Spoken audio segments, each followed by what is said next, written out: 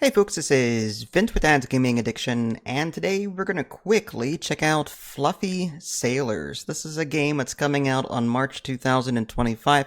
What you're looking at is a preview build, and thus everything that you're about to see is subject to change. There is a demo currently, so if you like what you see, you can check out the demo and try it for yourself, maybe even add it to the wish list. So, what is this game all about? Well, it is a roguelite, meaning there is permanent progression, and you're going to be going from arena to arena, destroying ships.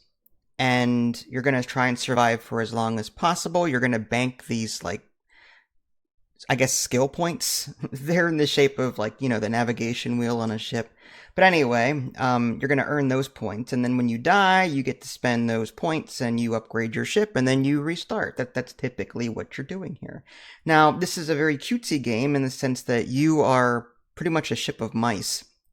There's a story behind it. I really don't care, but there's a story behind it. You know, you're the mouse faction, I guess, and something about the queen's cook being stolen, whatever. But you're going to be facing off against rats and other cutesy creatures. I wish the ships themselves were a bit more thematic of that faction, but like the hamsters, for example, their ships look like a hamster wheel. So there is some resemblance between the factions, but I wish I could have seen more of the cutesy nature side of this game. But each of these different ships that you'll be facing have different abilities. Like some can shoot from the front, some can shoot from the side, so it's a matter of figuring out what you're fighting and how to counter them. There is a dash that you can use. I rarely use it because I forget, but it's there. Your ship uses ammo in the form of your crew. Yes, so when you fire your guns, you're actually shooting mice at your enemies, I guess, and with proper skill points, you can actually retrieve them, but in the beginning of the game, you have to go to port and rebuy your crew members by spending the coins that you earn throughout your run. It's a weird system. I was like, why am I not able to fire? And here I'm like, well, why don't I have any crew? I thought I was losing crew because I was taking damage. No, here it was because I was shooting and then I just ran out of crew and then I had to go to port and buy more.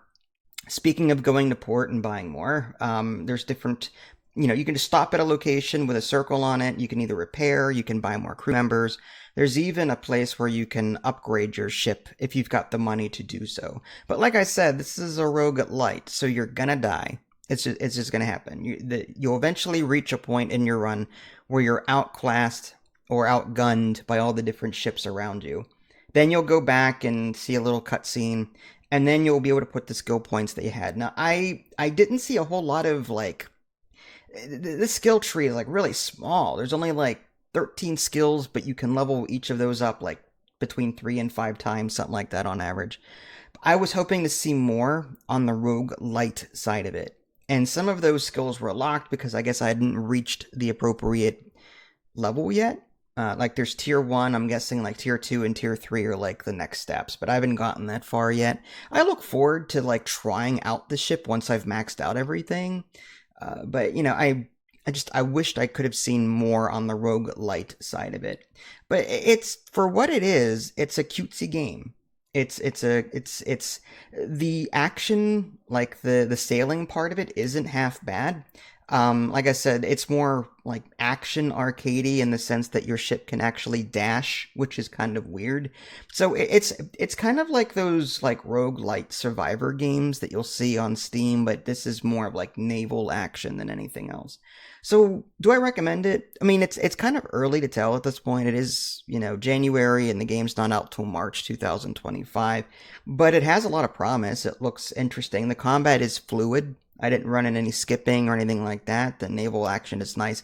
The arenas are a bit small. It's not like open world. It's just you're jumping from arena to arena to arena, and it's it's either you go or they go, and it's just that's how it is.